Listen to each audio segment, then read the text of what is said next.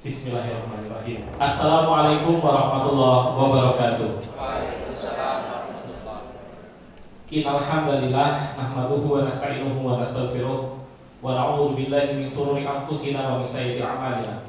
May yahdihillahu fala mudilla lahu wa may yudlilhu fala hadiya lahu. Asyhadu an la ilaha illallah wahdahu la syarika lahu wa asyhadu anna Muhammadan 'abduhu wa rasuluh la nabiyya ba'dahu. Allahumma sholli ala sayyidina Muhammad wa ala ali sayyidina Muhammad amma ba'du. Alhamdulillah, mohon izin Bapak Ibu, ayah bunda, jadi kalau di permit panggilnya ayah bunda ya, jadi ya ayah bunda sekalian, mohon izin saya tidak di atas karena katanya jarak itu menjadi penghambat ilmu gitu ya. Jadi supaya biar lebih dekat dengan ayah bunda sekalian dan sesinya jauh lebih akrab, mohon izin untuk saya berdiri di hadapan ayah bunda sekalian. Ayah bunda sekalian, suatu ketika ini sudah tersebar di grup-grup WhatsApp kita mungkin ada suatu kejadian di mana disaku seorang anak muda Palestina itu ditemukan secari kertas yang berisi diari, gitu ya, diari catatan amal gitu ya kalau boleh kita sebut begitu. Nah uniknya yang dia catat itu bukan amalan-amalan baik atau catatan-catatan baik, yang dia catat adalah hisabnya dia atas kegagalannya dia dalam beramal. Jadi yang dia tulis adalah kegagalannya. Nah apa yang ditulis jadi pemuda tersebut meninggal dunia karena runtuhan bomnya dari Israel, gitu ya. Dan ketika dibuka di sakunya itu ada catatan setiap harinya itu dia gagal melakukan apa. Saya ingin menceritakan kisah ini di awal sebagai satu buah pengingat untuk kita semua tentang pentingnya belajar, pentingnya beramal, pentingnya berikhtiar, pentingnya bertawakal, pentingnya untuk punya tirakat gitu ya. Yaitu sang pemuda ini itu nulis hari Senin ini kayak gitu, aku mengalami kegagalan, yaitu aku di salah satu sholat jamaah, sebut saja sholat isya atau sholat maghrib, dia masbuk. Nah sama dia itu ditulis sebagai sebuah kegagalan. Padahal kalau kita kan nggak cuma masbuk ya kayaknya ya, gitu ya.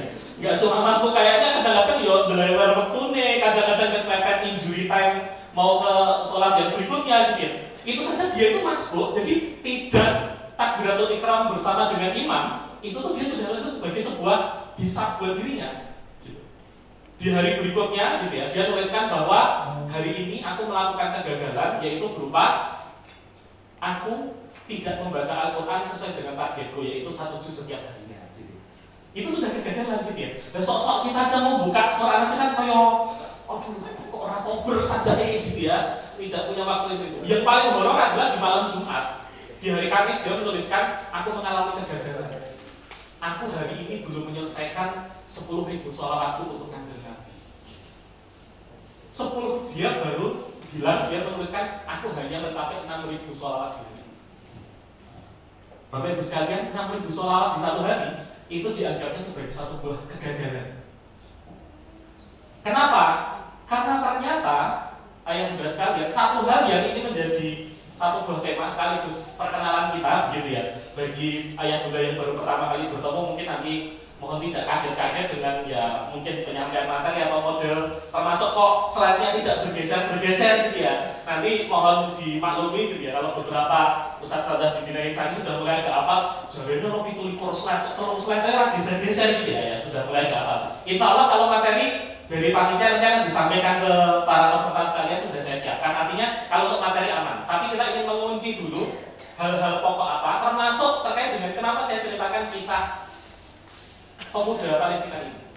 Kenapa kok seseorang di usia baru belasan tahun, usia SMP lah, itu bisa sekuat itu dan dia menganggap dia gagal ketika dia sholawatnya baru 6.000. Kenapa? Targetnya 10.000. Padahal ya bahasanya ya sedino iso sholawatnya sampai lah gitu.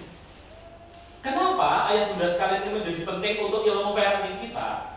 Karena seperti yang diajarkan oleh orang tua kita, terutama orang tua kita atau mungkin bisa jadi orang tua kita, bahwa ilmu parenting itu sebenarnya kalau terutama ini kalau di Jawa ya, itu tuh disederhanakan dengan satu kata. Pengen anaknya sukses, kira-kira jawabannya orang tua Jawa apa? Pengen anaknya sukses, maka lakukanlah apa kira-kira? Kalau boleh kita sederhanakan dengan satu hal, yang itu tuh langsung jadi cespleng bisa mengobati semua permasalahan anak punya masalah apapun, anak punya keterlambatan apapun bisa terseleng kalau kita melakukan ini. Kira-kira kalau orang tua Jawa, mungkin bapak kita atau bapaknya bapak kita ditanya, kira-kira apa yang akan dijawab kira-kira? Apa? Sepakat ya, kata kuncinya adalah tirakat. Loh, ini kok malah jadi rodo kejawen ini parenting nih, dari insani kok malah ngajari tirakat? Sebentar. Alon-alon, ayo udah sekali. Tirakat itu dari kata dasar apa? Dari bahasa Jawa. Boten. Tirakat itu dari bahasa Arab. Dari kata torik. Apa torik itu artinya? Jalan. Jalan kemana kira-kira? Mall. Jelas bukan mall. Masuk tirakat berarti bisa ke mall kan boten. Jalan kemana kira-kira? Jalan untuk mendekat kepada Allah Subhanahu wa Ta'ala. Kenapa? Karena prinsip dasarnya, saya merinding kalau mau menyampaikan yang ini. Kenapa? Karena ini juga akan berbalik ke saya. Pokoknya saya kasih bocoran ya. Kalau menyampaikan materi parenting, menyampaikan materi munakahat tentang pernikahan itu siap-siap. Baru menyampaikan materi itu uji rumah, gitu ya. Ini saya juga akan menyampaikan sesuatu ini, saya agak merinding ini. Kenapa? Karena ini adalah ilmu yang disampaikan oleh guru-guru kami terkait dengan parenting. Tidak mungkin kita bisa beresi masalah anak-anak kita kalau kita sedang membuat masalah dengan penciptanya anak-anak kita. Ini kaidah dasar parenting. Tidak mungkin kita bisa mendekat hatinya dengan anak-anak kita kalau kita menjauh dari penciptanya. Sesederhana itu sebenarnya itu parenting. Maka ketika dikatakan oleh orang tua Jawa bahwa nek kowe iki pengen anakmu sukses, kalau kamu ingin anakmu menjadi anak yang solih, maka lakukanlah satu buah tirakat. Tirakat artinya apa? Apapun yang bisa membuat kita jadi lebih dekat dengan Allah Subhanahu wa Ta'ala. Layaknya si pemuda Palestina tadi, Bapak Ibu sekalian, ayah bunda sekalian, dia sudah menetapkan target. Pantes-pantesnya aku sebagai seorang pemuda muslim, sholawatku itu di setiap malam Jumat 10.000 kali. Maka begitu aku melanggar kepantasan itu, aku patut untuk diikop, gitu ya. Aku patut untuk menghukum diriku sendiri. Kenapa? Karena aku melakukan sesuatu di bawah standarku. Nah, pertanyaan saya sekarang adalah standar semacam apa yang kita siapkan untuk diri kita sebagai sebuah tirakat untuk mendekatkan diri kepada Allah sehingga Allah ridho kepada kita. Dan kalau Allah sudah ridho kepada kita, hal yang mudah ayah bunda sekalian untuk bisa beresi permasalahan anak-anak kita. Tapi sebaliknya, kalau ternyata parenting itu menjadi over demanding, atau londo-londo sedikit nih ayah bunda sekalian. Apa itu over demanding? Artinya over demanding berarti artinya apa? Over demanding itu berarti kita menuntut anak kita untuk melakukan sesuatu, sementara kita tidak bisa menjadi contoh untuk itu. Maka ini semua akan menjadi ganjelan-ganjelan kita dalam mendekatkan hati kita dengan anak-anak kita. Kenapa? Karena kita ya sederhananya, wes ada get sholat gitu ya, kita nyuruh anak kita gitu, habis itu kita scroll Instagram gitu. Kira-kira apa yang terjadi pada diri anak kita? Katanya aku disuruh sholat 5 waktu, katanya aku disuruh murojaah Al-Quran. Tapi kenapa ayah bunda itu tidak melakukan hal yang semacam itu juga? Itu akan menjadi satu gap yang akan semakin menjauhkan hati kita dengan hati anak-anak kita. Ini adalah prinsip dasar yang pertama. Oleh karena itu, ayah bunda sekalian, kita akan masuk ke materi dengan judul mendampingi buah hati di masa transisi. Sebagai kata kuncinya di bawahnya yaitu memahami fitrah perkembangan anak dan peran orang tuanya apa untuk mengoptimalkan proses pendidikan dan pengasuhan. Artinya yang akan kita bahas kali ini yaitu mendampingi buah hati di masa transisi. Kata kunci pertamanya kita harus tahu dulu sebenarnya fitrah perkembangannya putra putri kita itu seperti apa. Baik secara psikologisnya bagaimana, secara tadi kalau disebutkan dalam maksnya budaya insani kan fisik, intelektual dan satunya spiritual harus seimbang. Itu kita cek perkembangannya seperti apa sehingga apa?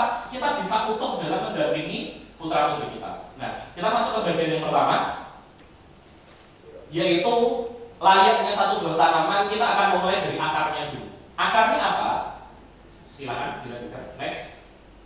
Akar utamanya adalah kami ingin mengambil dari inspirasi dari surat Ibrahim ayat 24.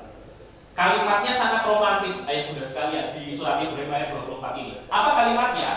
Yaitu ketika Allah menyampaikan bahwa saya ambil satu potongan yang ini merupakan monumental sekali, yaitu di situ disebutkan adalah kalimatan thayyibatan kasyajaratin thayyibah.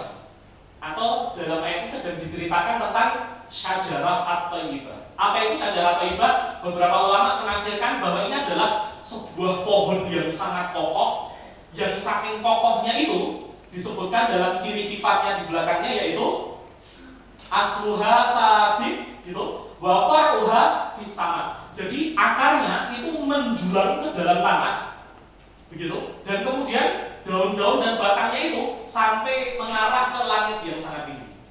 Ini adalah ciri pohon yang baik. Artinya apa? Ilmu parenting, ayah muda sekalian, itu juga harapannya diibaratkan seperti pohon yang baik ini, yaitu harus punya dasar yang sangat kokoh, tapi juga punya cita-cita yang sangat tinggi. Kalau istilah Jawa sering disebut oleh orang tua kita dengan mikul dhuwur mendem jeruk. Itu salah satunya itu dari kalimat dari Al-Quran, yaitu apa? Dari istilah syajarah ini. Artinya apa? Kalau ilmu parenting cuma cita-citanya tinggi, tapi akarnya tidak menunjang ke bawah, resikonya apa kira-kira? Resikonya apa? Yang kena angin, dia ambil karena bobotnya sendiri. Artinya apa? Bayangkan, slogannya Bina Insan itu ngeri banget. Apa slogannya Bina Insan? Ini kelihatannya kalau di kalimat iklan simpel, yaitu sekolahku, sahabat Al-Quran. Dan bolehkan sahabat berkhianat? Ayo, boleh apa boleh? Nggak boleh, namanya sahabat itu harus intim. Namanya sahabat itu harus sehati. Namanya sahabat itu selalu membersamai. Berarti sejak awal ketika menyekolahkan putra-putri kita di Bina Insani, satu paketnya adalah apa? Dia akan intim dengan Al-Quran. Dia akan bersahabat dengan Al-Quran. Dan dia tidak akan berkhianat terhadap Al-Quran. Oh, itu akar filosofisnya dalam sekali. Artinya apa? Bagaimana perlakuan kita terhadap putra-putri kita itu nanti akan sangat menentukan bagaimana dia akan bertumbuh ke depan. Dan mari kita urusi yang pertama kali itu mulai dari oyotnya dulu, mulai dari akarnya. Kenapa? Karena hari ini ayat muda sekalian, gimmick-gimmick pendidikan itu banyak sekali. Artinya, ya sini kan masih ditawari mau anakmu jadi solid dan solihah, ikuti program kami, gitu kan? Loh, banyak sekali. Dan nek wong tuh pas dino-dino jadi kayak gitu kan, wah siap pakai duit berapa begitu kan? Tapi pertanyaan saya adalah, kira-kira ini ngurusi bagian mana? Akar, batang, daun, atau cuma tengik-tengik godong-godong ciri-cirinya itu? Lah kalau kita disebut good investment gitu ya. Kan sering disebut ya walaupun agak kecil ya, anak adalah investasi kita gitu ya. Walaupun itu kalimatnya agak jahat, tapi kan ya ada benarnya sedikit. Kenapa? Minimal kan investasi di akhirat gitu kan ya. Ya harapannya kan ada yang memberikan mahkota di kepala kita. Oh no?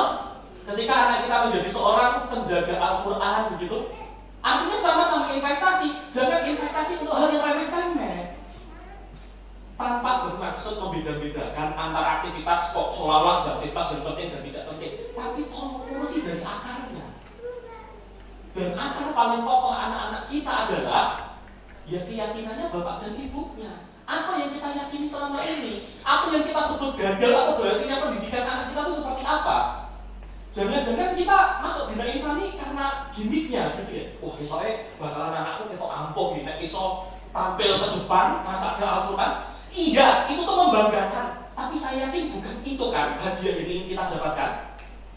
Kenapa? Karena sebagai seorang muslim tidak ada yang mudah sekalian hadiah yang lebih indah, hadiah yang lebih romantis selain kehidupan akhirat yang lebih baik. Dan kadang-kadang itu senengin dunia ya, sok-sok tua gitu. Senengin dunia. Maksud saya gini, cobaannya kan sangat banyak. Kalau kita ingin segera mendapatkan nyebutnya apa? Timbal balik atau hadiah yang langsung cash dibayarnya di dunia. Susah sekali. Parenting kalau disambungnya dengan dunia, isinya cuma anal dan menggerutu aja udah sekalian. Tak jamin. Terus notok gadget, oke. Emosinya yuk terkuras habis.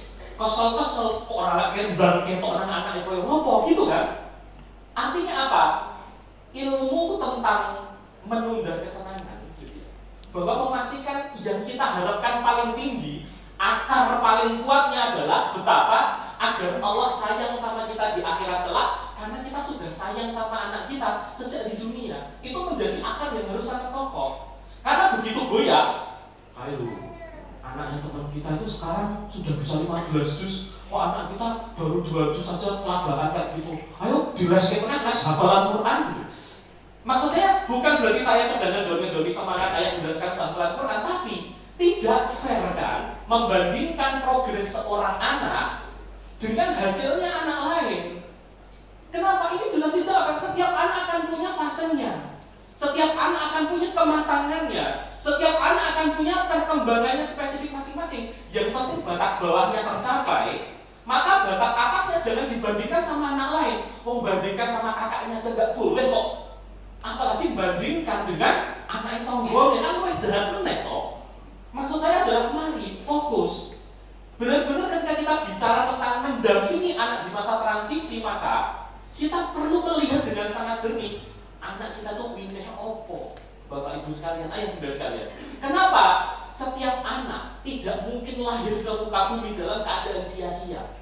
Nauzubillah, tidak mungkin Allah menakdirkan seorang anak lahir itu karena kesia-siaan, nggak mungkin.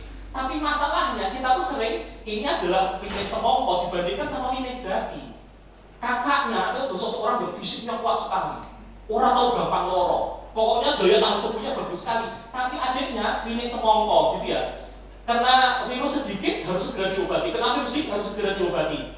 Ya nggak akan, kamu ini loh udah tak kasih makan sama kayak kakakmu, tapi kok nggak bisa sehat kayak kakakmu. Sebentar.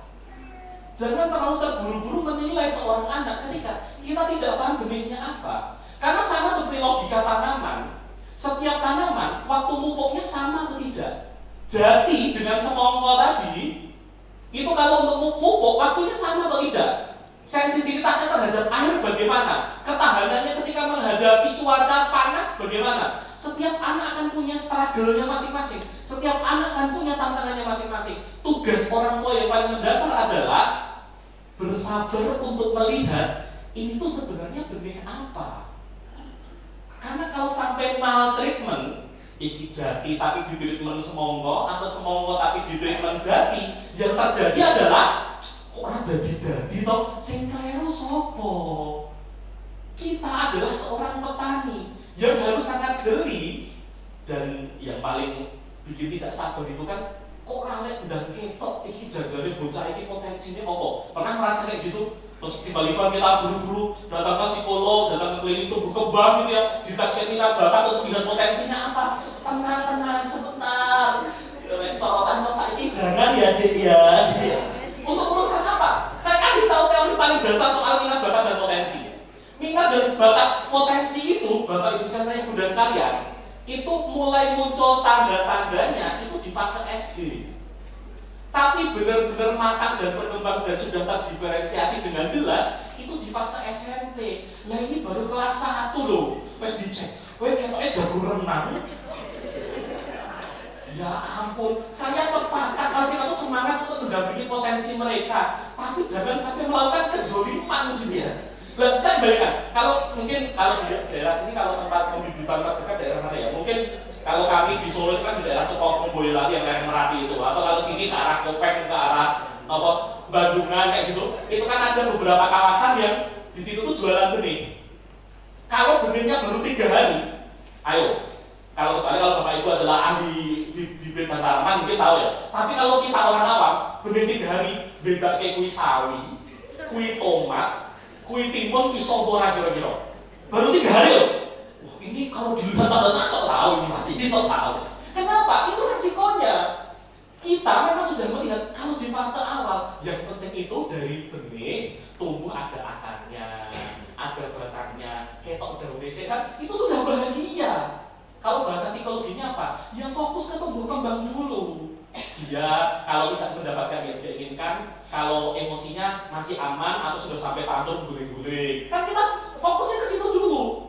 Bahwa besok terus harapannya dengan emosi yang stabil, dia bisa happy dalam mempelajari Al-Quran, itu akan berproses.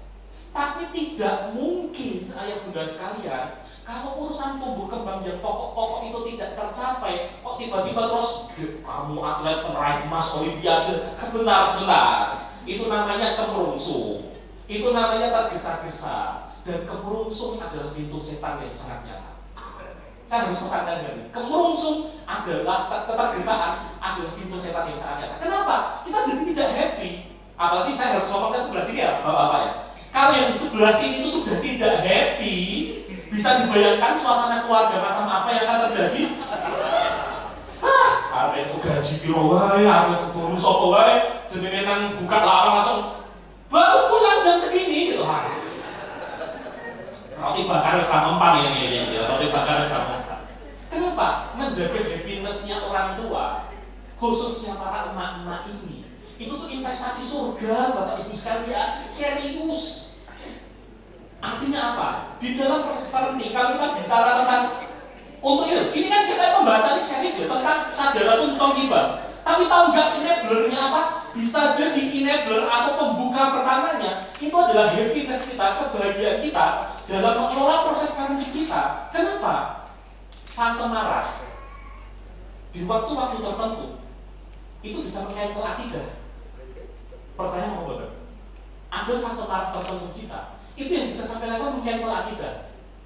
Contohnya adalah anak wis dikandani, "Dek, jangan main HP terus." Oke? Kira-kira sudah berapa kali mengucapkan ini? Ayah bunda sekalian? Ya, itu akan menjadi tema yang sangat panjang ke depan ya. "Dek, jangan main HP terus." Oke ya? Ini sudah diucapkan sekali, dua kali, kurang yang ngomong dek. Sudah pakai aneka macam strategi diiming-imingi dengan yang lain. Sampai suatu ketika, wah ini masa-masa kewaspadaan para bapak-bapak, ibu sedang datang bulan, gitu ya. Barwi sudah tanggal tua, gitu lah ya. Anak kok dolanan HP terus, ora sinau-sinau, muncul terus sebuah kalimat. Kamu mau jadi apa sebenarnya? Sudah dikasih tahu, nggak berubah-berubah, rugi artinya terus kan kamu dibina insani. Ini saya dramatisir. Saya yakin nggak sampai selevel itu, cuma kan yang sering menyampaikan materi harus didramatisir kan, biar nyantol gitu ya. Nah ini saya dramatisir. Bayangkan ya.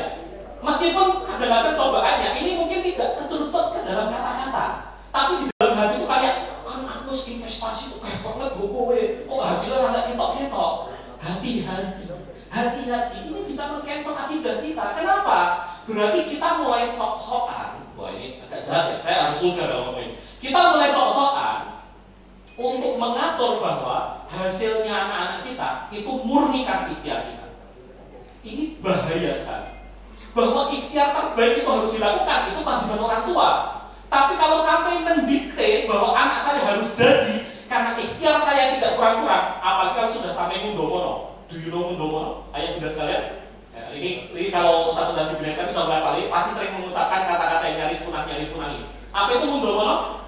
Mundomono itu mengungkit-ungkit hal-hal yang sudah kita lakukan di masa lalu dengan tujuan untuk membuktikan bahwa saya itu sudah serius loh. Itu kan sudah, kita kan sering ya sebagai orang tua itu tiba-tiba mungkin aku keselakuan ini. Itu sosok nek kamu doa tambah sangat sedikit ditambahin kamu itu emang dosa saya itu apa ya Allah gitu ya. Jadi usah kayak tapi kan sok-sokan kan kayak gitu ya. Merasa sudah beramal banyak, merasa dosanya sedikit gitu. Oh aku dikaruniai anak yang bandel sekali kayak gini. Seandainya di batok kita itu tertulis semua dosa yang kita lakukan sehari itu, saya langsung iram habis tulisannya Bu. Tapi kan kita sering merasa bahwa ya Allah dosa saya apa sih, anak saya masih sebandel ini bukan dari orang-orang. Hati-hati. Itu mulai meng-cancel satu hal utama sebagai orang tua bahwa anak kita bukanlah milik kita. Ini Bapak Ida, pelan-pelan ya. Anak kita bukanlah milik kita. Tetapi kita harus berikhtiar semaksimal mungkin karena ia dititipkan kepada kita. Kalau sudah mulai merasa, saya sering mencontohkan, kalau sudah mulai merasa kita sok-sokan merasa memiliki anak kita, coba rasakan kalau pas anaknya sedang demam kayak gimana rasanya. Dikai obat iki orang mandi, digonang dokter orang betul-betul, jebol ke setelah tolong dino bapaknya bali mari. Ternyata setelah dicek kenapa? Cuma kangen sama bapaknya. Pernah mengalami anak sakit, demam cuma gara-gara kangen sama bapaknya? Itu kan sering terjadi. Maksud saya adalah kita tuh sering nggak tahu apa yang menjadikan anak kita sakit, apa yang menjadikan anak kita solid, apa yang menjadikan anak kita jadi baik atau buruk. Kita kadang-kadang nggak tahu. Yang kita tahu adalah berikhtiar semaksimal mungkin, mendekat kepada Allah Subhanahu Wa Taala, dan kemudian biarlah Allah yang menyelesaikan. Kita pakai filosofi tukang parkir, gitu ya. Meskipun ada Pajero Sport, tapi tidak merasa memiliki karena itu hanya barang titipan, gitu kan? Gak boleh kan jadi tukang parkir memaki. Wes, Pajero Sportku terus dilus-lus ya, karena saya gue sedang makan di restorannya, gitu. Kita merasa memiliki di fase itu boleh, tapi begitu yang punya aslinya datang mengambil, ya harus kita berikan. Anak kita dalam beberapa hal yang bunda sekalian itu perlu kita melakukan. Kita menjagani tenanan tukang parkir itu walaupun jika ini patangemu, mulai jaga itu tenanan. Oh siapa itu tenanan, siapa pati kalau di jalan itu kayak jadi apa sih gantung duit gitu langsung seret gitu ya, ditutup gitu orang ponorokan gitu diindet gitu. Begitu kan, tukang parkir itu apa? Dia berintegritas itu ya, gara-gara beli patangemu mau gitu ya. Maksud saya Pak, ya kita tuh kadang-kadang perlu kayak gitu. Kita tahu ini cuma titipan buat kita.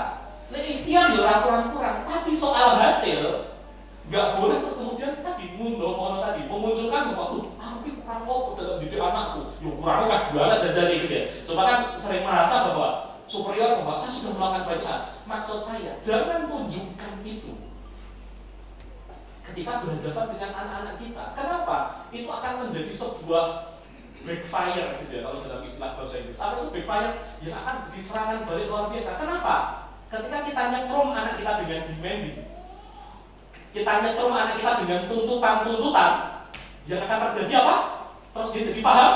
Boten ayat bunda sekalian. Semakin banyak tuntutan yang kita titipkan kepada anak kita, akan semakin banyak tuntutan pula yang akan dia ajukan balik kepada kita. Tapi juga berlaku sebaliknya, semakin banyak keridhaan yang kita bukakan untuk anak kita, maka itu akan juga membuka keridhaan anak kita. Maka sekarang pilihannya mau pakai yang mana? Mau pakai model tuntutan atau mau pakai model keridhaan? Inilah yang diajarkan oleh surat Ibrahim ayat 24.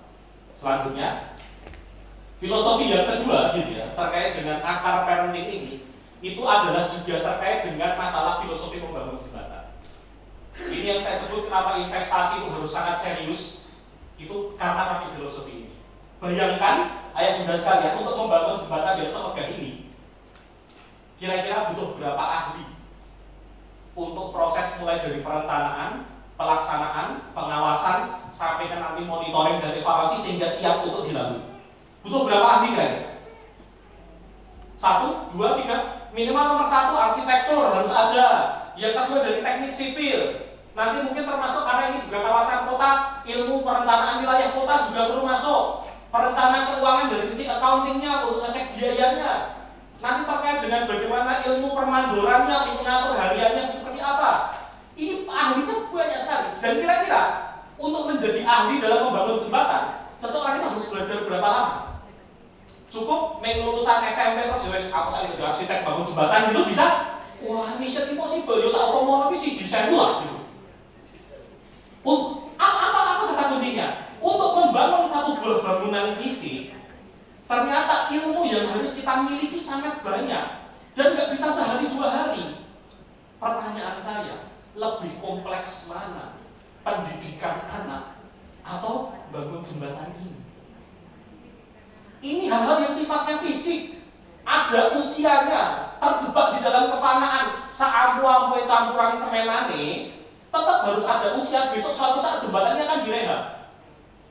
Pertanyaan saya, investasi kita untuk putra-putri kita itu sepanjang apa? Untuk harapan kebahagiaan sepanjang apa?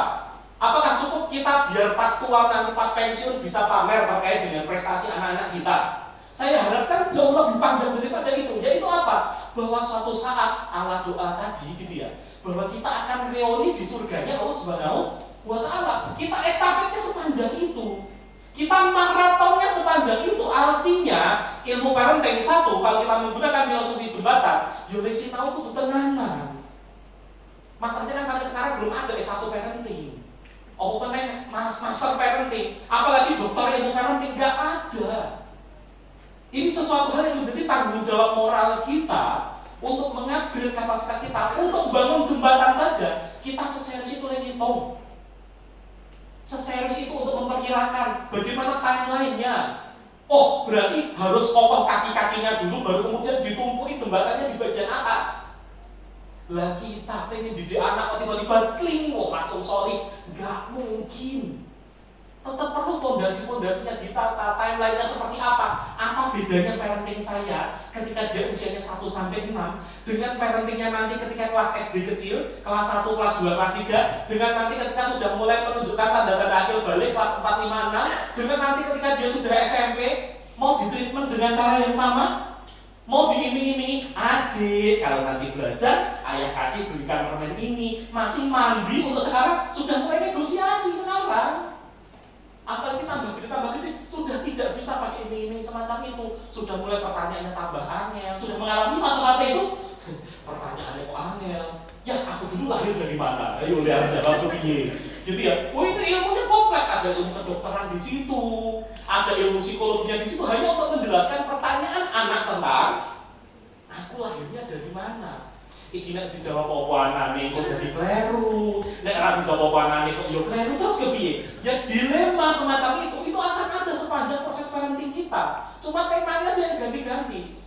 Tiba-tiba pas SMP mulai tanya gitu, ya sebenarnya pacaran itu boleh apa enggak? Ini kan pertanyaan-pertanyaan yang nggak bisa keluar dari langsung selesai kan?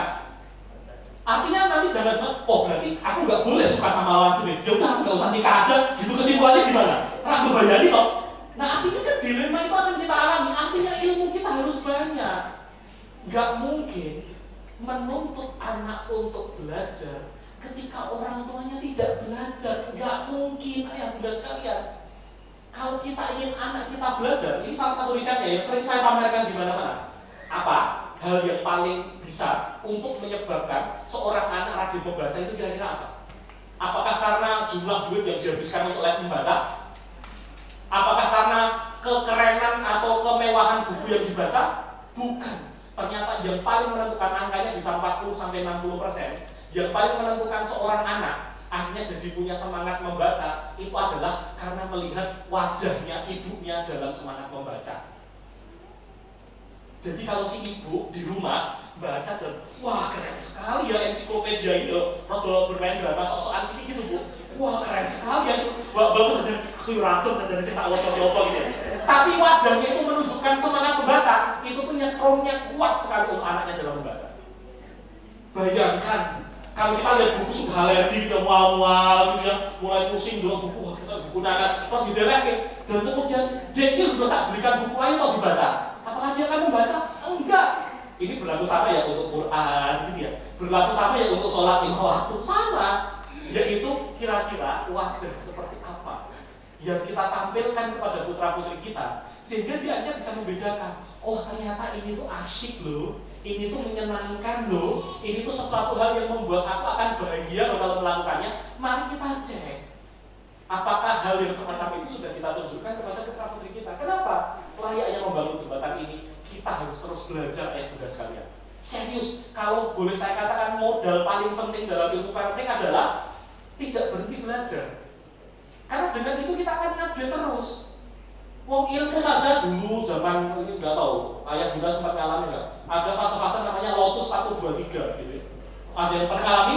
Layarnya singrem gitu ya, nganggo FCG atau apa tekan F10 dibuka kabel gitu ya. Mengat, itu cuma sekedar geser sel ke sebelah, mau ngetek di sebelahnya aja. Ya ampun rumitnya ngomong gitu ya. Mulai naik level ada MS berapa ya? 93 atau 95 mulai masuk, terus kemudian ada Excel muncul kayak keajaiban dunia. Wow, ada tabel-tabel yang dilihat indah. Wah, sekarang eranya sudah pakai AI dan macam-macamnya itu.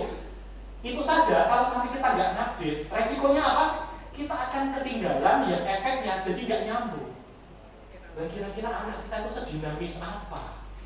Anak kita itu bertumbuhnya secepat apa? Apalagi kalau sudah kenal si satu setan gepeng. Kalau para kiai kan yang nyebut HP itu kan si setan gepeng gitu. Masa ya tanpa bermaksud ya menakut-nakuti, cuma kan ya faktanya ya handphone itu bisa mengubah dunia seperti itu. Kalau dulu tuh maksiat itu harus ribet gitu ya, maksiat itu harus sumpit kemana-mana gitu. Sekarang maksiat itu personalize. Dulu sempat disampaikan oleh beberapa ahli, bahkan termasuk ya jebakannya algoritmanya Google ya, yang ini juga ditiru oleh Instagram, ditiru oleh Facebook, ditiru oleh semuanya adalah kita akan dididik berdasarkan apa yang sering kita cari. Pernah protes, kok saya ketampil menggunakan ini, kok saya gambar saya saru-saru terus loh gitu. Pernah protes?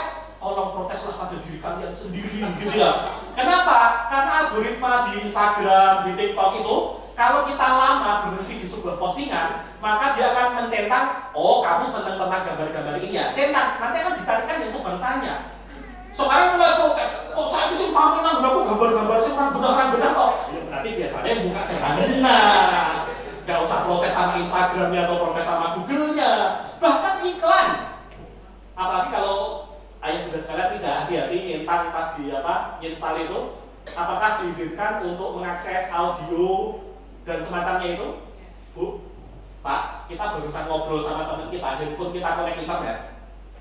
Saiki ono gamis anyar lho, merek apik iki. Si sapa Zaskia Adione kang ngeluarin gamis warna terbaru. Tiba-tiba Bu, kita lagi browsing, keluar iklannya.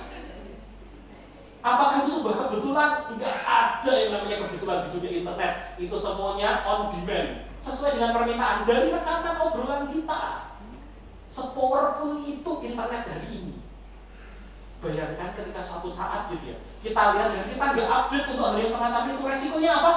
Kita akan ketinggalan bahasan kita dengan anak kita. Kenapa? Dia dididik sebagai digital native, yang lahir tuncet soal internet gitu ya. Pola pikirnya akan sangat berbeda sekali dengan kita. Maka terus belajar itu adalah konsekuensi utama. Nah, yang ketiga, akar filosofis yang paling penting untuk dunia parenting adalah mari kita ibaratkan anak kita seperti telur ini. Telur sukses untuk melanjutkan kehidupan itu ketika ciri-cirinya apa? Ayo bunda sekalian. Ketika dipecah terus digoreng jadi telur mata sapi, wah itu berhenti kehidupannya berarti. Tapi telur itu disebut melanjutkan kehidupan ketika telurnya itu pecah, tapi pecahnya dari dalam. Apa artinya? Satu-satunya keberhasilan parenting adalah ketika kehangatannya kita berikan, layaknya bapak dan simbok ini gitu ya, itu diibaratkan seperti babonnya ayam, itu bisanya cuma ngengkreni endok, ngekei anget-anget, atau kalau ala di peternakan ayam, berarti adalah ngasih lampu 300 watt gitu loh. Saking pagi ini nang kono ya wanget tenan ya gitu, untuk sebagai pengganti babonnya tadi, sampai akhirnya telurnya menetas. Tapi nek dipecah dari luar, iki wis 28 dino tapi kok belum pecah ya, iki wis ini tak percepat untuk dipecah. Jadi ayah bunda sekalian, nggak mungkin. Itu justru bahaya buat si anak-anak yang ada di dalam. Maka satu-satunya karya terbesar parenting sebenarnya adalah memberikan fasilitas berupa kehangatan sehingga sampai si telur ini cepat, tepat dalam menetas. Pertanyaan saya adalah, apakah setiap anak akan menetas dengan waktu yang sama? Tidak.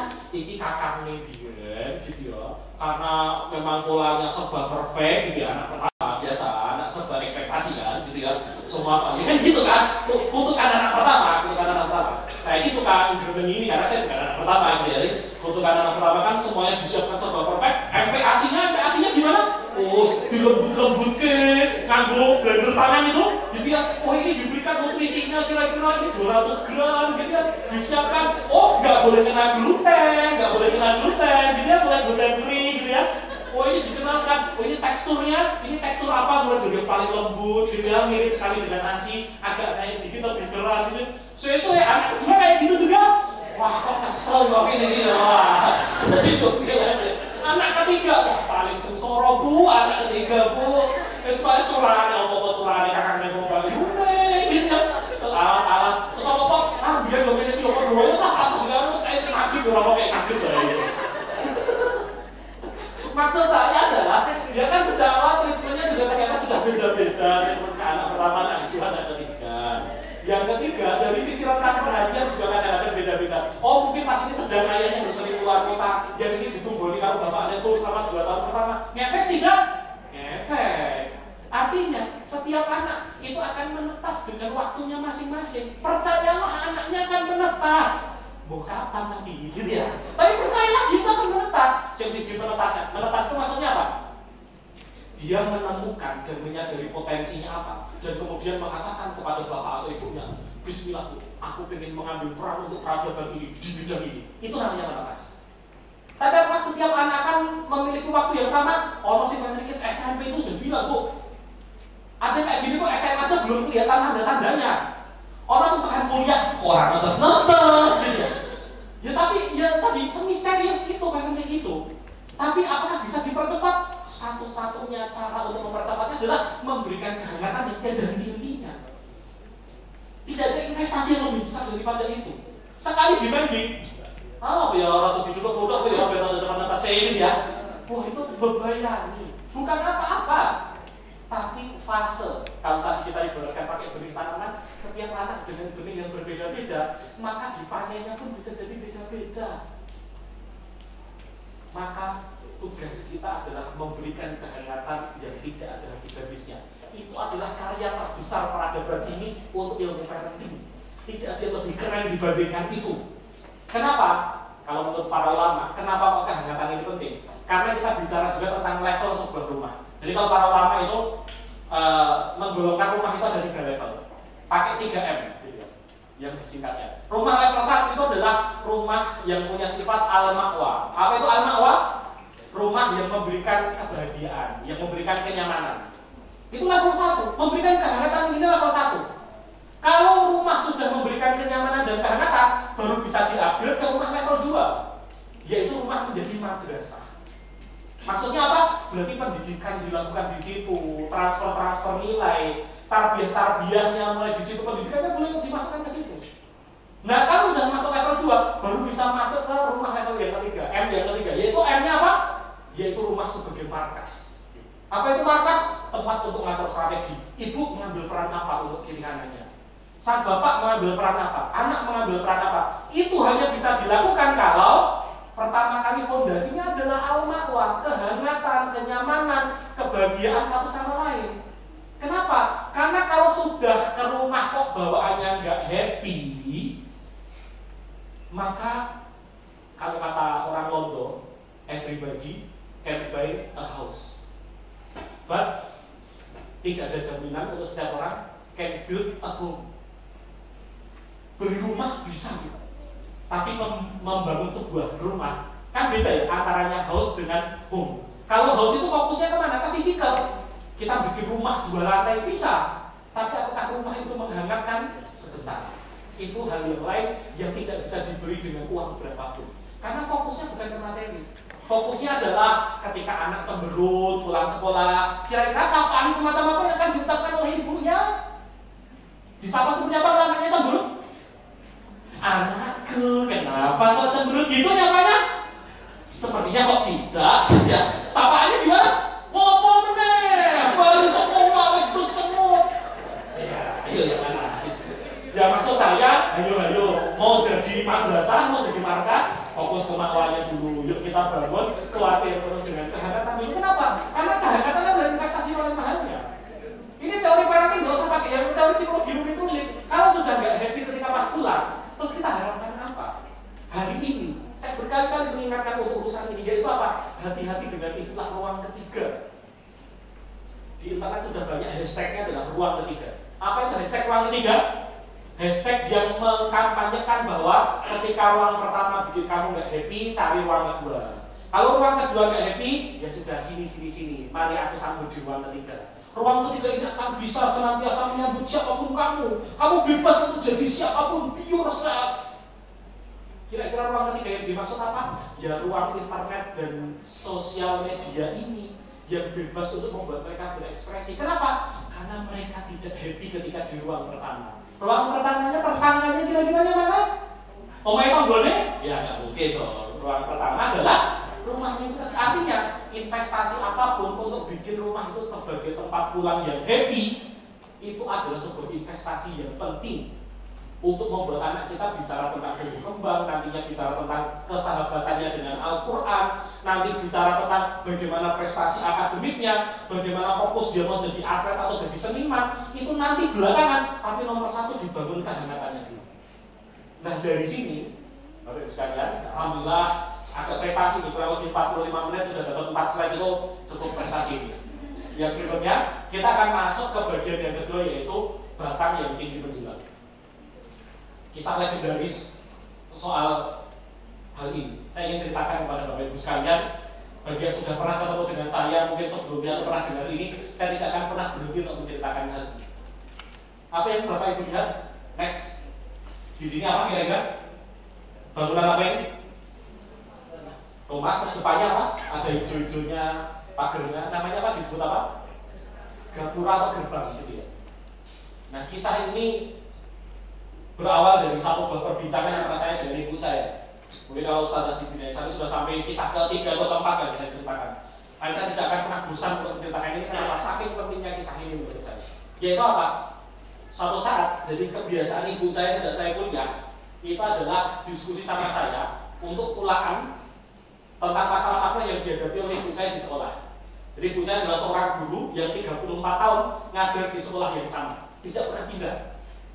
Nah, beliau ketika pulang karena tahu anaknya sekolahnya psikologi, ngambil fokusnya psikologi pendidikan gitu. Hobinya itu adalah di sekolah ada masalah apa? Denisi gitu. Gini masalah anak kok ini kira-kira butuh didapakke gitu. Nah, suatu ketika ibu saya itu tidak ngajak diskusi atau permasalahan. Tiba-tiba dengan wajah agak sendu gitu ya. Ibu saya mengatakan ketika saya pulang kuliah itu adalah ibu saya mengatakan, "Man, kita aku selama ini salah sebagai seorang guru." Kok tiba-tiba sudah sebagai kesimpulannya kok rodo apa gitu, rodo filosofis gitu kayak gitu ya. Obrolannya mau ke arah mana gitu.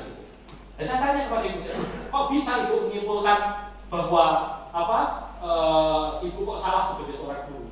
Iya, tak pikir menjadi seorang guru itu tugasnya adalah ngajarin anak materi pelajarannya supaya biar dia jadi pintar gitu. Loh, saya tanya ke ibu, kan memang itu kan tugasnya seorang guru. Ibu saya mengatakan tidak.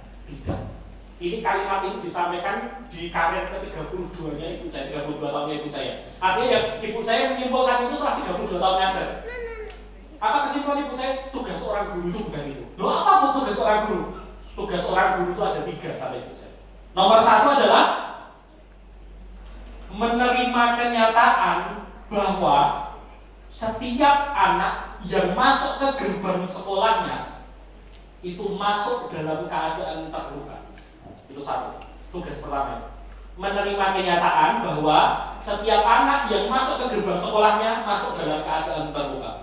2, mendampingi si anak untuk bisa menyembuhkan lukanya. Tugas kedua.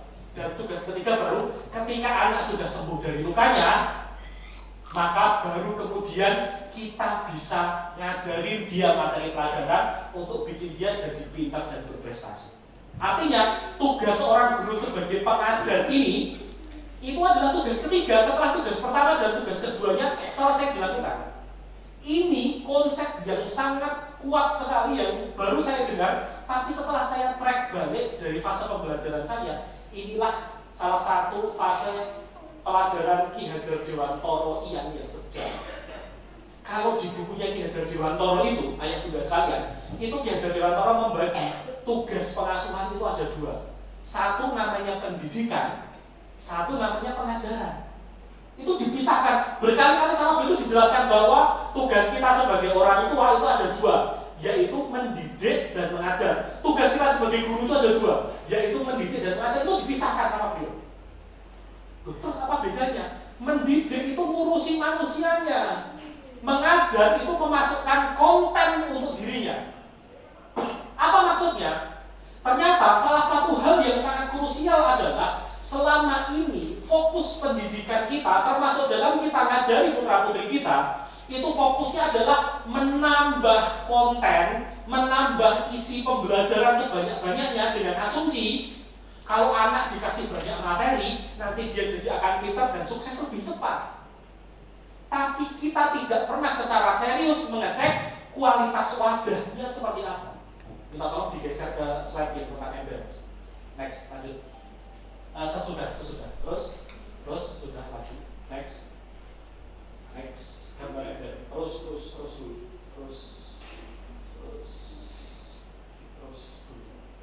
Konsep. Nah, ini konsep yang sangat penting. Terjemahan dari terkait dengan fokus ke konten atau fokus ke wadah. Apa yang disebut ketika ibu saya mengatakan menerima kenyataan bahwa anak masuk ke gerbang sekolah dalam keadaan terluka, itu kira-kira berarti dia terlukanya di mana? Tepatnya tetangganya jelas bukan. Luka paling besarnya adalah luka dari rumahnya. Terus kalau luka dari rumah itu kira-kira tersangkanya siapa? ya, dengan hati yang sangat rendah hati kita perlu mengakui bahwa kadang-kadang kitalah yang memulai luka pertamanya anak-anak kita. Luka apa yang kita ciptakan? Ayah bunda sekalian, bayangkan kalau dalam pendidikan putra-putri kita fokusnya adalah yang warna biru tua itu ibaratnya adalah satu buah keran. Fokus kita selama ini dalam pendidikan anak-anak kita adalah piye carane, pokok main investasi terbaik itu adalah menambah materi yang sangat banyak ke dia supaya biar embernya cepat penuh. Karena asumsi sederhana kita adalah kalau kerannya dibuka semakin besar, berarti embernya akan semakin cepat penuh. Bagaimana kalau saya tawari satu buah kenyataan baru? Berdasarkan penelitian kami dari bidang psikologi pendidikan, problem kita hari ini, ayah bunda sekalian, itu bukan berapa besarnya debit keran-keran itu. Yang jadi masalah terbesar kita sekarang adalah bagaimana kualitas ember dari anak-anak kita. Bayangkan ayah bunda sekalian, kalau embernya anak kita ternyata agak retak, agak pecah, agak bocor di bagian bawahnya, sehingga setiap air masuk ke dalam dirinya itu kemudian terus merembes keluar. Pertanyaan saya, kalau bagian bawahnya tadi pecah itu tadi, butuh waktu berapa lama untuk bisa mengisi ember ini sampai penuh? Butuh waktu berapa lama? Bisa jadi selamanya tidak akan pernah bisa terjadi. Kenapa? Karena fokus kita buka keran terus, tidak pernah mencoba melihat ke dalam diri anak kita kualitas embernya seperti apa. Terus siapa yang akan peduli terhadap ini kalau tidak dimulai dari orang tuanya di rumah? Kami hari ini mendampingi SDIT Bina Insani dengan pelatihan guru, dengan workshop kurikulum, itu sangat serius ayah bunda sekalian. Tapi ini tidak akan mungkin bisa sukses kalau tidak ada keikutsertaan dari ayah bunda sekalian. Yaitu soal konsep, mari kita perhatikan kualitas wadahnya anak-anak kita. Bukan berarti saya mengatakan, udah nggak penting prestasi akademik, nggak penting pengembangan potensi, bukan. Tapi tolong jangan gagal fokus. Ini loh kerannya sudah kita buka. Kalau perlu keran sekolah dibuka, nanti ada les-lesan apa dibuka, diikutkan program apa dibuka. Kerannya banyak sekali.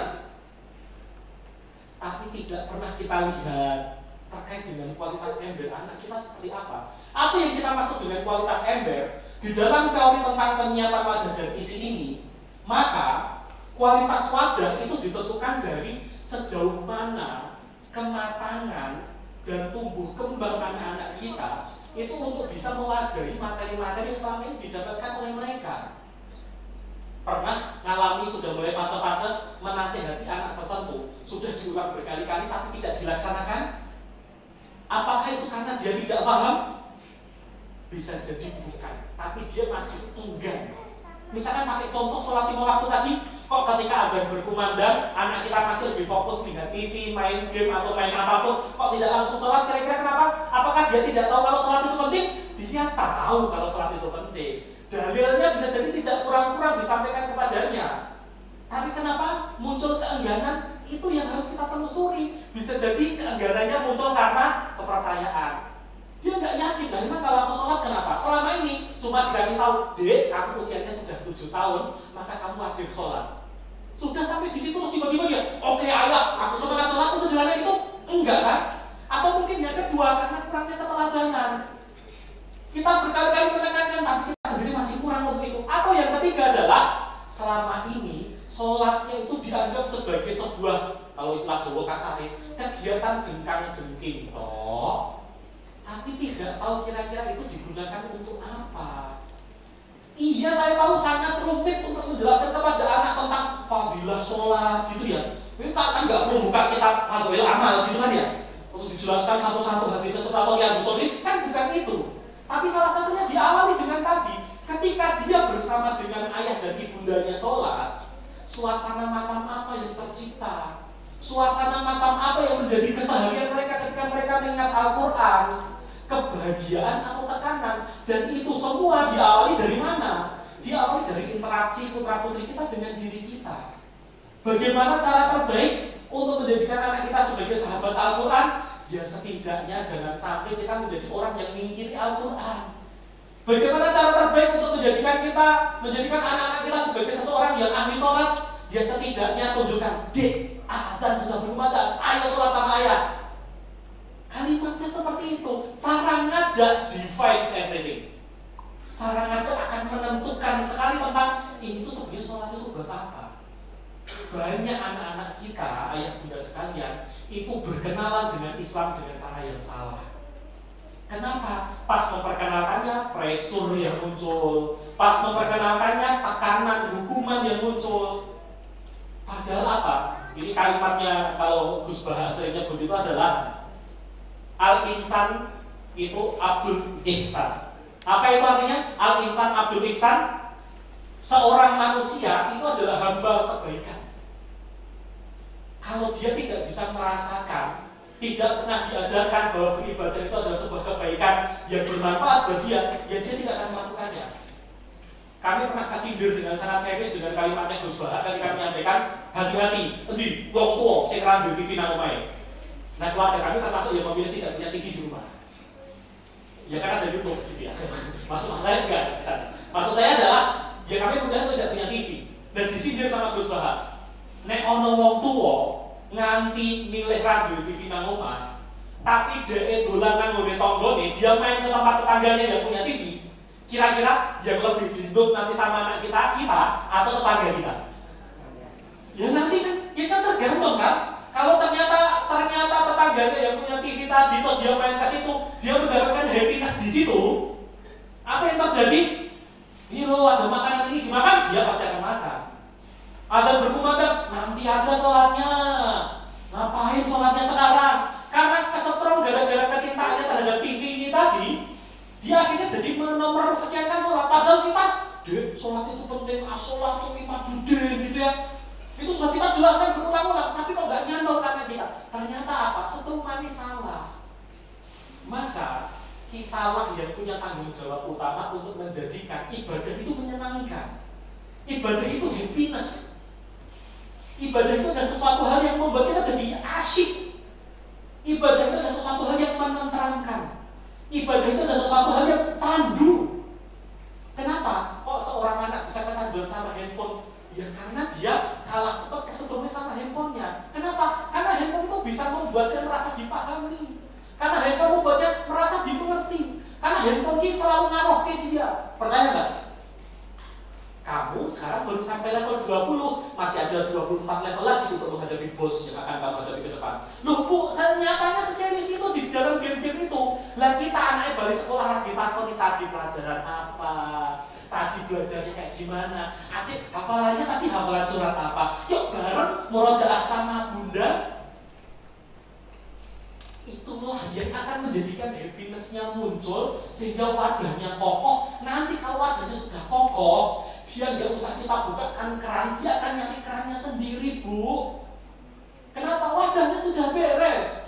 Kenapa? Karena wadah yang beres ini itu karya pertama dari orang tua dan pendidik awalnya. Insya Allah bila insani dalam hal ini guru-gurunya tidak kurang semangat untuk belajar soal ini, tapi saya juga butuh bantuan dari ayah bunda sekalian. Untuk mari kita fokuskan ulang supaya jangan sampai wadahnya anak-anak kita ini terbengkalai. Kira-kira wadah ini diterjemahkan dengan apa sebenarnya dalam diri anak kita? Apa kira-kira? Yang saya maksud wadah, otaknya, fisiknya, atau apanya yang saya maksud dengan wadah ini? Kok kita harus sangat fokus sekali dengan wadahnya anak-anak kita ini? Kira-kira wadah ini bersemayam dalam diri anak kita itu berupa apa?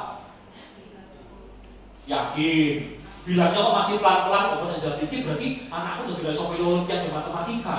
Kan tidak ada olimpiade sains nasional untuk kelembutan hati, kan nggak ada kan? Kan mulai ragu-ragu kan, apa benar hati yang menjadi prioritas utama? Maka mari kita kembalikan, karena slogannya Bina Insani adalah sekolah sahabat Al-Quran. Pertanyaan saya sederhana, lah memangnya Al-Quran itu dititipkan dalam diri seorang anak, itu ke dalam apa? Ke dalam bagian apa? Apakah otak kita yang akan menampung hafalan-hafalan itu jadi anak kita jadi penghafal Al-Quran?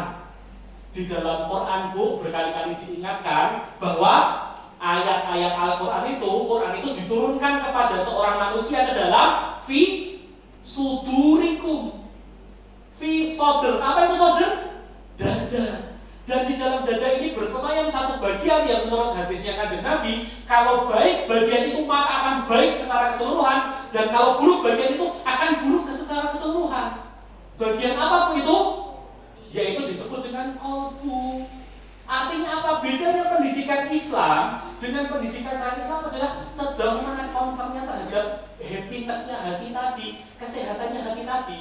Maka ngurusi kualitas wadah yang saya maksud adalah, mari kita sapa pertama dalam diri anak kita adalah terkait dengan kualitas hatinya ini tadi.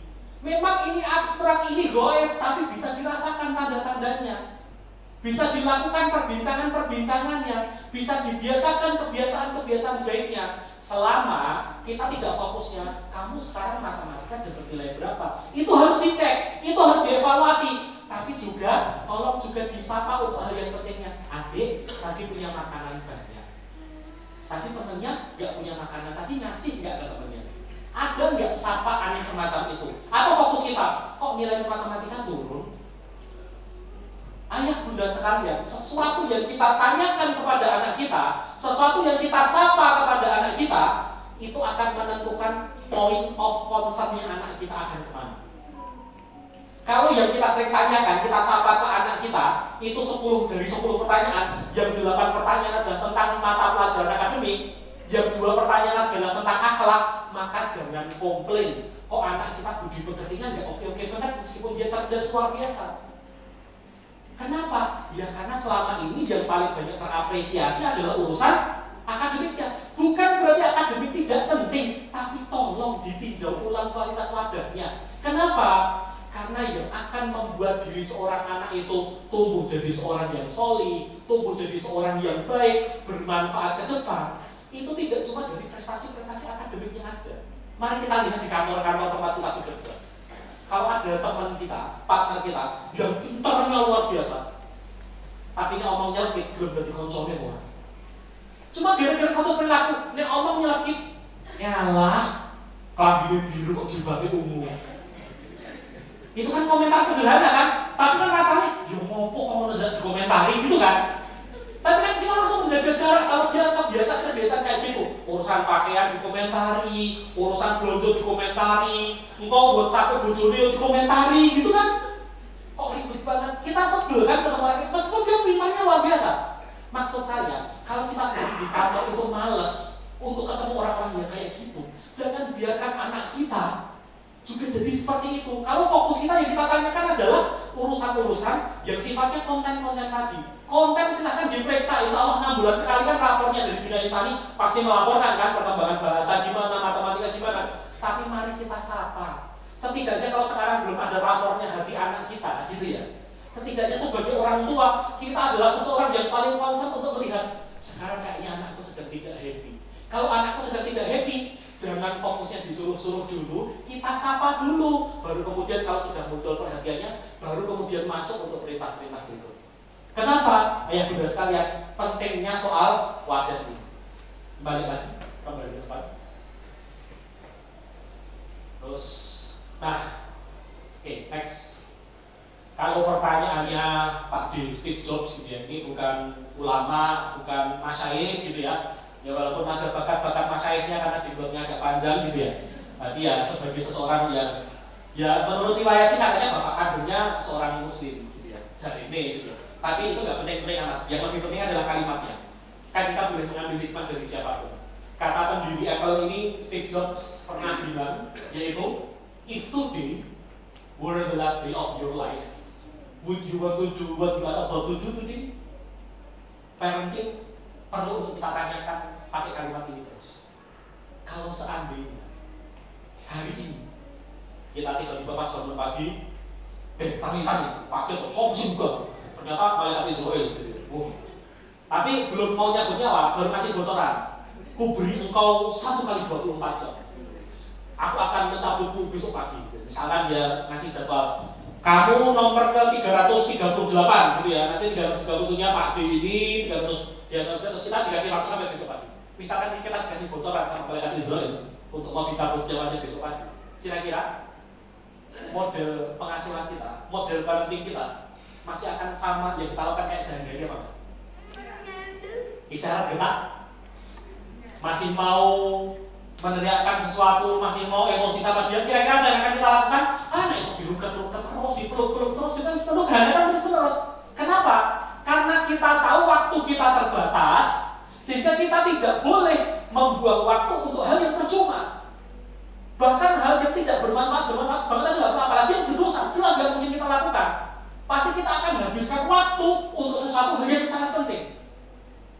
Maka mari kita ibaratkan setiap hari dibangun di pagi hari, kita dapat bocoran waktumu itu cuma sampai besok pagi.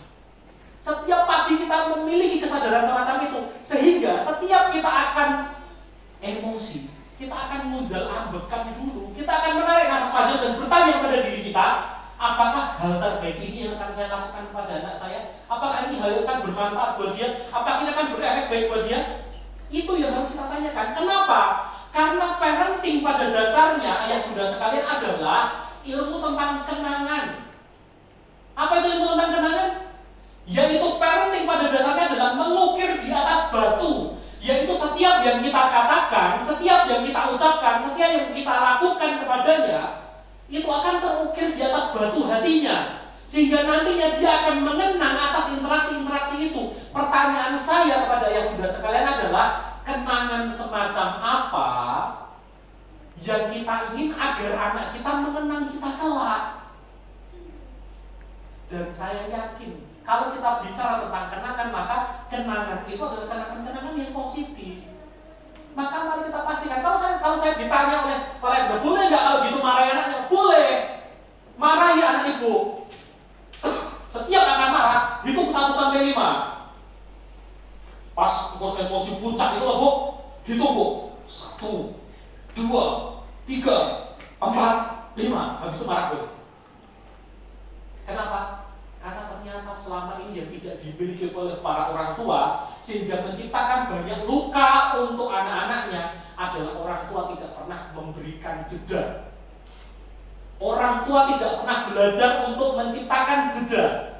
Anak berperilaku X, maka akan kita respon Y. Itu otomatis setiap hari kayak gitu.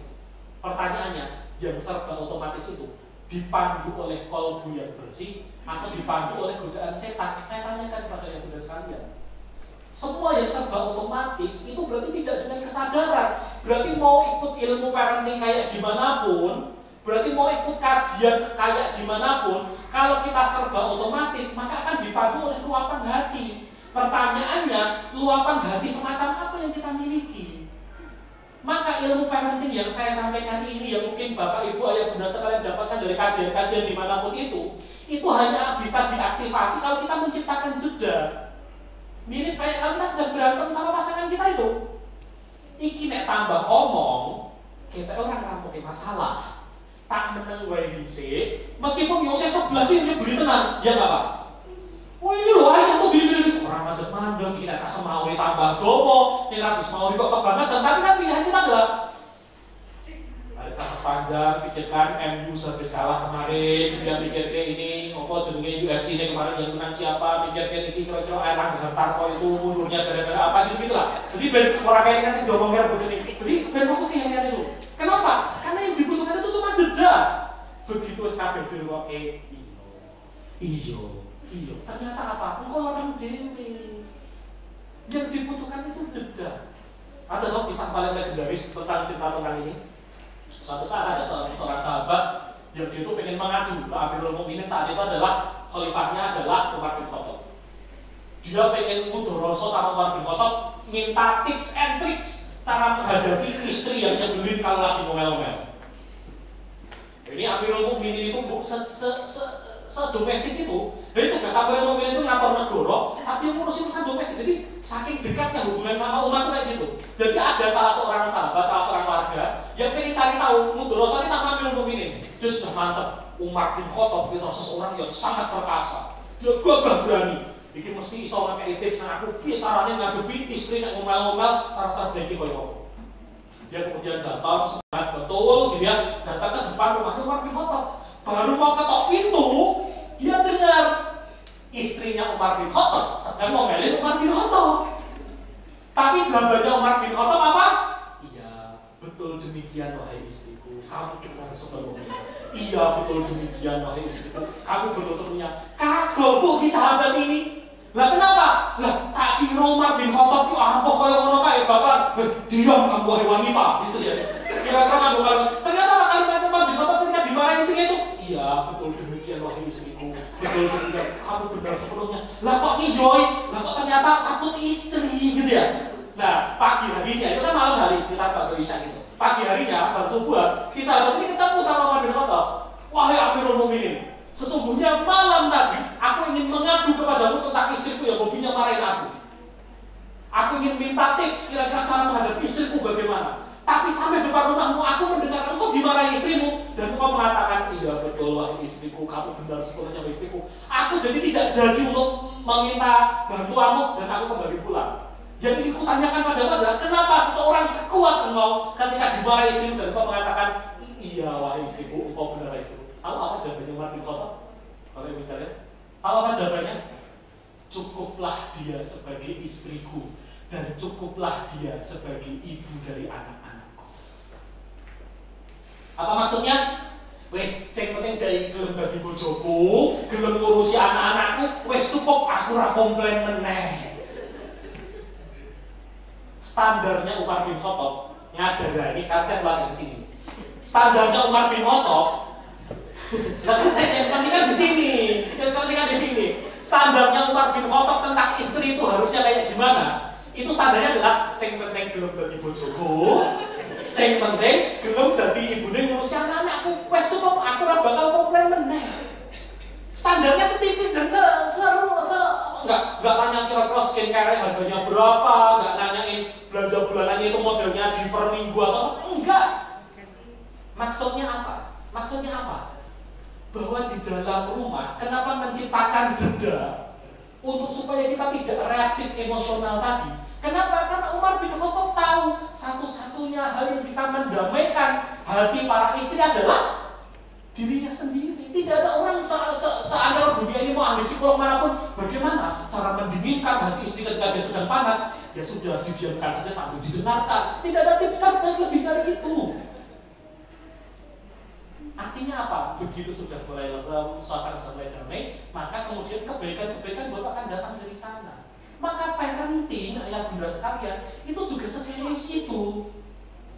Semua akan jadi masalah ketika setan itu sudah ikut campur di dalam urusan ini. Dan ketahuilah ayah bunda sekalian, meskipun sudah berkali-kali diingatkan, setan itu sejak zaman dulu gak pernah mati, belum dipanggil, masih ada di muka bumi. Sejak setannya yang menjadi jin korengnya Nabi Adam sampai hari ini, jin korengnya Nabi Adam itu masih hidup di muka bumi. Jadi kalau mau transfer materi, caranya gawe ben istri jadi sangat marah sama suaminya gimana? Itu transfer materinya sudah sejak zaman Nabi Adam. Jadi kalau misalkan kan setiap orang ada tugasnya masing-masing untuk dirusak rumah tangganya, kan ada kan? Iblis itu punya 4 pasukan dan salah satu pasukan spesifiknya itu untuk bikin break antara suami sama istri.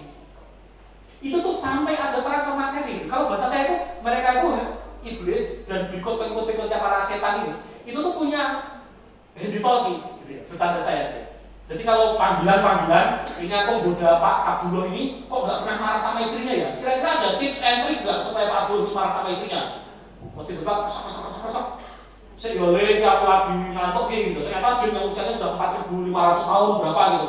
Ada dia pekerjaannya apa? Pekerjaannya sebagai guru. Oh kalau guru itu kelemahannya adalah tiap tanggal tua. Yang bodoh nek tanggal 6 rasa dibodoh gitu ya. Tanggal tua wae kok keponan omahe bodone kok gampang le marahi nesu. Maksud saya apa? Di dalam ilmu psikologi setan yang sedang saya pelajari. Ilmu psikologi setan itu maksudnya adalah cara-cara setan memanfaatkan psikologi manusia ini gitu ya. Itu tuh benar-benar ikut campur sekali dalam proses parenting kita. Artinya apa? Saya tidak rela cita-cita mulia untuk mendapatkan mahkota di akhirat kelak yang dianugerahkan oleh Allah kepada setiap penghafal Quran tadi yang kita cita-citakan tadi, kok dirusak cuma gara-gara sisi emosi-emosi sesaat yang pasti akan kita sesali kan? Jadi baru muntah, lego, enggak, pasti keloro-loro. Kok aku tadi melakukan itu ke anakku? Kenapa? Itu kan pasti kayak gitu. Dan ini kan ciri sifat setan yang ada di surat An-Nas kan? Apa salah satu ciri setan yang sangat dahsyat yang disampaikan di surat An-Nas? Bahwa dia itu yuwaswi sufi sudurinas, itu Imam At-Tabari itu menjelaskan bahwa tafsir ayat ini artinya setan itu hobinya delik setelah berhasil menggoda kita. Setan itu ngerinya itu tuh tidak menetap terus. Setan itu goda kita, ngomor-ngomor ini sampai kita muntah parah loh. Habis itu ketika kita berhasil dibuat marah, dia tetap ada di hati kita, enggak, dia pergi. Dia pergi. Ini yang dijelaskan Imam At-Tabari. Kira-kira kenapa? Kok setan berhasil membuat kita menggoda, habis dia pergi, kira-kira kenapa? Supaya hati kita bersih kembali dan kemudian merasa bersalah. Nek merasa bersalah ujungnya apa? Ujung dari rasa bersalah yang paling parah, berputus asa dari rahmat Allah Subhanahu wa taala. Setan itu sengaja mempermainkan hati kita. Aduh digawe nesu, berarti digawe rasa bersalah. Kayak kita harus melakukan maksiat, kayak kita harus melakukan kesalahan itu, pasti akan muncul rasa bersalah loh. Tapi rasa bersalah itu supaya disengaja, supaya kita labil, dan ujungnya adalah aku tuh memang gak pantas menjadi ibu bagi anak-anakku. Aku tuh pasti gak mungkin berhasil jadi orang tua yang baik. Wes, nek ngono tak rasa sinau parenting gue. Nek ngono tak rasa mangkat orang sekolah orang tua soli gue. Kenapa? Aku mangkat sekolah orang tua soli, orang marah aku jadi sabar kok. Itu setan bu, setan pak. Setan itu seserius itu manipulasi hati kita. Maksud saya, berikanlah jeda. Arabnya seolah itu manusiawi, tapi tolong jangan langsung dilampiaskan, berikan jeda. Baru piye serodo, aku ora hati sama kamu deh. Kenapa kamu tak kasih tahu berkali-kali kok kamu gak nurut? Yo sambil kamu berbesmini, sambil sakit hati, itu manusiawi. Tapi kalau sampai lompatan emosi yang kita sampaikan, luka itu recovery-nya tidak setahun 2 tahun bu. Recovery-nya bisa sangat lama dan itu akan sangat membekas. Dan jangan sampai ngefeknya ke kualitas embernya anak-anak kita tadi. Maka dari sini terus hal terbaik apa yang perlu kita berikan? Next. Nah ini teorinya dari Dr. Agus Purwanto. Ini disampaikan oleh Bu Septi Penny, salah satu guru kami. Kalau tentang ilmu parenting ini semuanya salah satu gurunya selain Bu Eli Risman, kemudian Ustaz Adil Ruswi. Nah salah satunya juga adalah Bu Septi Penny ini disampaikan dengan sangat indahnya, yaitu pokoknya intinya itu memberikan kehangatan. Kehangatan itu kalau dalam bahasa Islam disebut dengan apa? Dengan ridho. Kok bisa ridho? Ini ada salah satu siklus yang kelihatannya sederhana tapi impactful sekali. Ya taruhlah yang kiri ini namanya adalah siklus anak baik dan yang kanannya adalah siklus anak nakal. Ya tanpa bermaksud mendikotomikan ya, tapi maksud saya untuk belajar kita perlu mendikotomikan ini. Siklus anak baik. Kalau anak kita solid, dikon-kon manut, dikandani nurut gitu, kira-kira kita sebagai orang tua ridho atau tidak, ayah bunda? Ridho. Kita sebagai orang tua ridho. Kalau kita ridho, kira-kira Allah ridho tidak kepada anak kita? Ya kan? Ridho Allahu ridho walidain. Ridho Allah itu dasarnya dibuka gara-gara dibukanya kunci ridho orang tua. Kalau orang tua sudah ridho, Allah tidak ACC, Allah ridho. Kalau Allah ridho, kira-kira hidupnya anak kita jadi seperti apa? Hidupnya jadi penuh kebahagiaan, didekatkan dengan orang-orang soleh juga, muncul kemudian semangat untuk beramal, semangat untuk mengambil peran. Gara-gara apa? Ridho orang tua, ridhonya Allah, dan hidupnya jadi penuh berkah. Itu siklus anak baik. Bagaimana kalau ternyata anak kita terjebak ke siklus anak nakal? Dikandani angel, dikir minta ampun gitu ya. Kalau kata orang Jawa, sak kecap, bokok sak kecap gitu ya. Bahkan sak kecap, omah dibalasnya pirang-pirang kecap gitu ya. Kita cuma menasihati satu kalimat, dia balasnya berkalimat-kalimat yang sangat banyak. Kira-kira kita ridho tidak dengan anak yang seperti itu? Muncul setan mulai menggoda. Kamu terima investasi yang sudah kamu keluarkan puluhan juta itu, ternyata efeknya apa ke anakmu? Dia gak nurut sama kamu, sudah marah aja. Kamu layak kok bun, gitu ya. Setan itu juga pakai bahasa itu bu. Kamu layak marah kok bun, kan kamu juga manusia. Sudah marah aja, lampiaskan kali ini. Besok-besok gak usah marah kayak gitu lagi gak. Sekarang puncakkan rasa marahmu, lampiaskan ke anakmu. Begitu sudah disampaikan tidak betul. Pokoknya aku ridho kalau gue gitu. Kira-kira Allah akan ridho atau tidak? Ya Allah tinggal ACC. Oh orang tuanya tidak ridho. Oke, aku juga tidak ridho terhadap anak. Kalau Allah tidak ridho terhadap anak itu, kira-kira hidup anak kita seperti apa? Dia akan terhambat dalam belajarnya, susah untuk ketemu orang soleh. Kita akan menjadi hidupnya jadi tidak penuh berkah. Kalau apa ya? Kalau istilahnya itu ya kesandung-sandung uripe gitu. Dan gara-gara apa? Orang tuanya tidak ridho, Allah tidak ridho, dan ujungnya akhirnya hidupnya jadi kesandung-sandung. Dia tambah jauh dari Allah Subhanahu wa taala. Lalu titik baliknya ada di mana? Next. Solusinya cuma satu. Berarti apapun yang terjadi dengan anak kita hari ini, ilmu paling dasar yang harus kita miliki adalah mari kita belajar untuk ridho terhadap anak-anak kita tanpa tapi. Ridho harus dibayar cash di depan. Ridho harus menjadi semangat sejak awal bahwa anakku, aku tahu kamu tidak sempurna.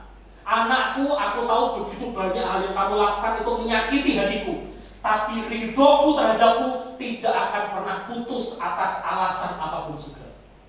Anakku, aku tahu kamu sekarang sholatnya belum tertib, tapi aku tahu suatu saat kamu akan mendapatkan hidayah dari Allah, maka aku ridho kepadamu, maka semoga dengan ridhoku tadi Allah akan cukupkan ridhonya kepadamu. Itu harus dibayar cash di depan. Tidak boleh gara-gara alasan anaknya gelidik, gara-gara anaknya belum hafal Al-Quran, gara-gara anaknya nggak apa-apa, nggak bisa. Itu harus dibayar cash di depan. Kenapa ini sangat penting? Karena ridho ini adalah turning point-nya. Karena ridho ini adalah game changing-nya. Ini akan mengubah kondisi anak kita. Kalau kita sudah tidak ridho, semuanya ketutup, bu, nikmatnya, keberkahannya semuanya ketutup. Dan ini akan menjadi hal asasi. Ini sesuatu hal yang bahkan guru-guru sesolihat dan sehebat apapun kompetensinya tidak akan bisa membantu. Guru-guru di sekolah maksimal hanya dengan ilmu pedagogi yang dia miliki, dengan kurikulum yang disiapkan, mungkin metode pembelajaran yang dilakukan, itu teknis. Tapi soal keberkahan, itu pintu pertamanya adalah orang tuanya. Maka membuka ruang ridho sebesar-besarnya ini adalah menjadi satu hal yang sangat penting untuk kita. Waktu saya masih berapa menit? Oh, 5 menit. Yaudah, kita sampai ke kesimpulan aja. Terus bagaimana cara kita sebagai orang tua supaya biar senantiasa bisa ridho terhadap anak-anak kita? Langsung ke slide paling belakang, Mas. Belakang. Oke, terus. Nah, terus kasih lagi. Nah, ini aja. Saya ingin tutup materi kita dengan salah satu poin kunci. Ayo, ini surat apa? Ayo, oke. Surat apa? Ayat 14 ya, jelas. Tapi surat apa? Ini surat At-Tahrim ayat 14. Ayat 14 kali. Ini salah satu materi yang menghentak. Ini semoga Allah izinkan suatu saat kita bisa menghadirkan salah satu partner kami, namanya, saya kenalkan namanya sebagai bentuk adab terhadap seseorang yang menyampaikan materi ini pada kami. Yang menyampaikan materi ini kepada kami adalah Ustadzah Tika Faiza. Ustadzah Tika Faiza. Beliau adalah adik kelas saya di psikologi UGM. Jadi saya masuk 2009, beliau masuk 2011. Jadi 2 tahun di bawah saya. Tapi spesialnya Ustadzah Tika Faiza ini adalah beliau sudah mungkin 30 juz Al-Quran sejak sebelum masuk kuliah. Jadi masuk ke psikologi UGM posisinya sudah mungkin 30 juz. Bayangkan kuliah di psikologi UGM dengan sebelumnya sudah mungkin 30 juz. Saya ini kesandung-sandung belajar psikologi, kalau memperbaiki bacaan Quran gitu ya, kacau sekali gitu. Tapi adik kami ini gitu ya, Ustadzah Tika Faiza ini juga sekarang pengisi rutin beberapa kali di Masjid Kampus UGM di Jogja, juga punya beberapa media untuk menyampaikan materinya. Beliau kepakarannya sekarang adalah Quranic Psychology. Apa itu Quranic Psychology? Yaitu ilmu tentang mengambil nilai-nilai Quran untuk dipraktikkan dalam sisi psikologinya seperti apa, termasuk untuk parenting dan keluarga. Jadi ini juga partner kami yang juga dalam mendampingi kami dalam proses mendampingi di Bina Insani. Itu Ustadzah Tika Faiza. Suatu saat biasa kami itu tandem kalau mengisi materi bersama dengan beliau. Tiba-tiba beliau mengusulkan, Mas, kayaknya kita perlu mengkaji secara khusus surat At-Tahrim ayat 14 ini. Ya, kalau yang menyampaikan dan seseorang yang sudah mungkin 30 juz, beliau itu kayak apa kalau kami sebut kayak katalog Al-Quran gitu. Jadi kalau Mbak Faiza, ini banyak problem, yaitu tentang banyak orang tua itu mengeluhkan kok susah sekali untuk membuka ruang ridho terhadap diri anak-anaknya. Terus kira-kira cara terbaiknya, tipsnya Al-Quran seperti apa? Nah, saya itu sering tanya ke beliau caranya gitu, tipsnya dari Al-Quran kayak gimana? Dan beliau sebutkan, Mas, At-Tahrim ayat 14. Beliau bahasnya kalimat ini bukan materi original saya. Ini adalah materi yang disampaikan oleh Ustadzah Tika Faiza. Beliau menyampaikan, coba kita baca surat At-Tahrim ayat 14 ini. Ya ayyuhalladzina amanu inna min azwajikum wa auladikum aduwa. Kata paling mengerikannya, kalau menurut beliau, yang harus dikunci adalah kata aduwa. Kata aduwa artinya apa? Ayat sudah sekalian, musuh. Ini mirip kayak kalimat yang disampaikan oleh Allah di dalam surat Yasin terkait dengan menjelaskan tentang sifatnya setan. Dengan kalimat apa? Setan itu salah satu ciri sifatnya adalah aduwwum mubina. Apa artinya? Setan adalah musuh yang nyata bagimu. Ini kata musuh ini dipakai untuk menjelaskan siapa? Sesungguhnya di antara istrimu atau anakmu akan ada yang menjadi musuh bagimu. Dan coba dibuka. Sapaannya untuk siapa? Sapaannya untuk siapa? Ya ayyuhalladzina amanu. Artinya apa? Seseorang yang sudah mengklaim diri sebagai seseorang yang beriman itu masih akan mungkin mendapatkan cobaan ini. Atau pernah mengalami masa-masa dilema gara-gara kok keluarga kayak itu Islamnya kuat-kuat banget, tapi kok ayam tentrem bae yo. Keluarga kita yang sudah mulai rajin sholat duha, sudah mulai rajin ibadah, baca Qurannya tertib, kok malah kesannya tidak tentrem ini, kira-kira salah kita di mana sih? Pernah merasakan dari semacam itu? Ini salah satu buktinya tadi disampaikan di sini. Seseorang atau keluarga yang sudah dibesarkan dalam keimanan pun itu tidak kurang-kurangnya cobaan untuk urusan ini. Jadi jangan pernah merasa tidak pantas mendapatkan cobaan meskipun kita sudah beriman. Kita merasa soal, wah aku beriman kok aku sih dicoba untuk urusan kayak gini. Keliru. Kenapa di sini justru cobaan sebesar ini